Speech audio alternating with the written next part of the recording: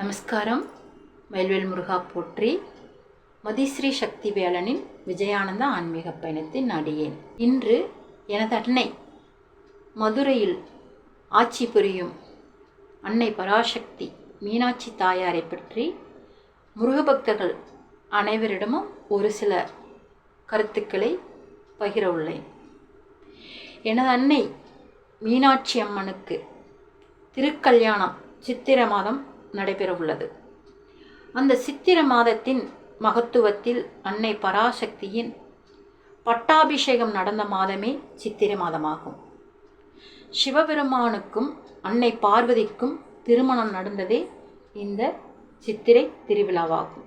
அவர் இந்த புவ்வுலகில் பாண்டிய மன்னனுக்கும் காஞ்சன மாலைக்கும் மறு அவதாரமாக அழகான ஒரு பெண் குழந்தையாய் இப்புவுலகில் ஜனிக்கிறார்.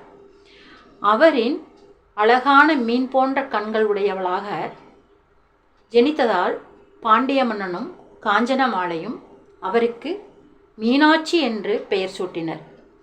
அவள் இளம் வயதிலே வீரக்கலைகள் அனைத்தும் கற்று போர் புரியும் அம்பிகையாக இவ்வுலகில் அவதரித்து வந்தார்.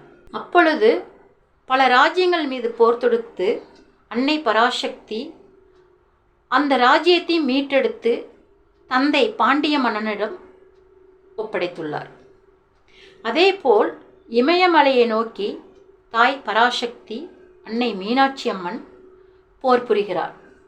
அப்பொழுது சொக்கநாதர் என்னும் சிவபெருமானை கண்டதும் காதல் வசப்படுகிறார். அந்த காதலில் மெய்மறந்து அந்த சிவபெருமான் அன்னை மீனாட்சியின் அழகை கண்டு வியப்படைந்து திருமணத்திற்கு சம்மதம் என்று சொல்கிறார். நீ மதுரையை நோக்கி செல்ல வேண்டும் என்று அவர் உத்தரவிடுகிறார். அன்னை மீனாட்சி மதுரையில் நுழைந்தவுடன் 8 நாட்கள் தவம் இருக்கிறார். தவம் இருந்த பொழுது சொக்கநாதர் மீனாட்சியை காண்பதற்காக வருகிறார். அவருக்கு இந்த சித்திரை மாதத்தில் திருமண கோலமும் நடைபெற்று அன்னை மீனாட்சியும் தகப்பனார் சொக்கநாதரும் இருவரும் சேர்ந்து அங்கு ஆளுமையும் ஆட்சியும் புரிகிறார். வெற்றிவேல் முருகனுக்கு அரோகரா. மயில்வேல் முருகா போற்றி. நமஸ்காரம்.